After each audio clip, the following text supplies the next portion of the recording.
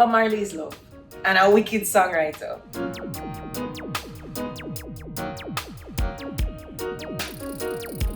Bob Marley, I think one of the reasons I feel like he's had such a long-lasting impact, I've never met him, but I've only heard my dad talk about him on a very personal level.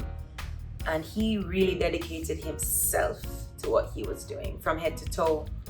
In other words, it wasn't a superstar thing for him.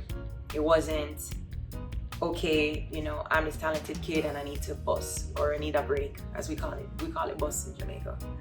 And he talked so much about his work ethic, and same thing, Auntie Marcia talked so much about how much of a perfectionist he was.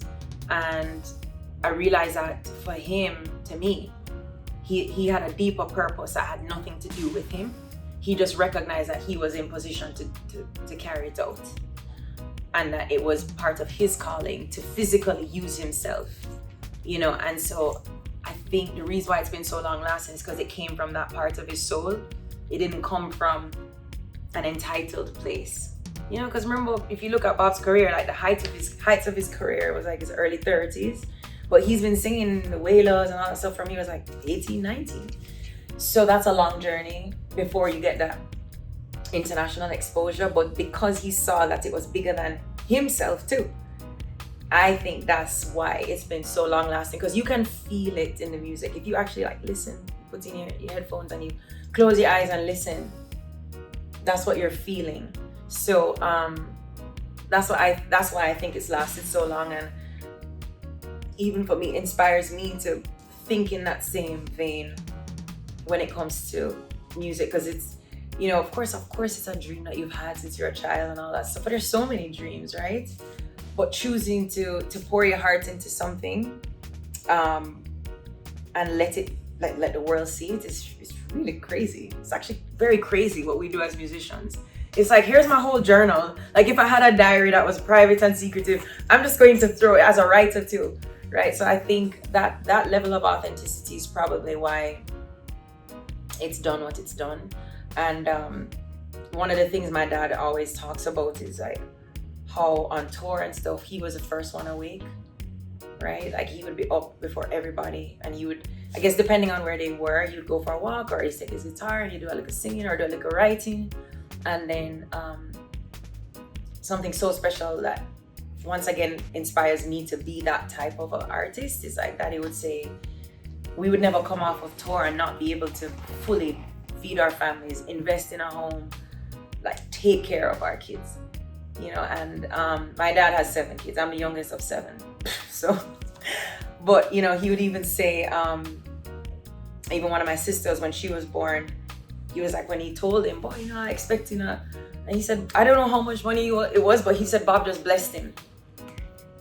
And that's a mindset that you don't find often.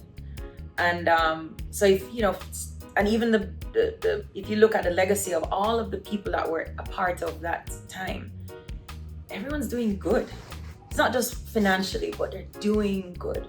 So some of the guys in the film, 2 guys are playing their own fathers, which is crazy. So special. So my friend David Kerr, he's playing his dad, Junior Marvin. Aston Barrett Jr. is playing his dad, Aston Barrett. And they look just like their dads. And they themselves are actively working in that legacy, because the Wailers, what they did, you know. So it wasn't like Bob was a star and everybody else just fizzled away. Like these young men have had an incredible childhood and upbringing because of the life and the work of Bob Marley. So yeah, I you know, he's special for that reason, and that's why we're here. So very, very special being, I guess. He was a special soul that had a very, and I'm just glad that he completed his mission. And I'm sure when he comes back, he will do a next thing. You know what I'm saying? We don't know in what form, but he's gonna come back for sure. Yeah. Bob Marley's love and a wicked songwriter, because his music, the simplest message, has the most powerful. I mean, sorry, I could go on, but the writing and even One Love as a song, it's so simple that a child would never forget it. That's the power of music. It's like, but what it's actually saying is incredible, and it's not a play thing. What he's saying in terms of One Love, he's actually saying like, can we all just please love each other? Like, can we just stop the foolishness? You know, and you see everything that's happening in the world right now, so much, right?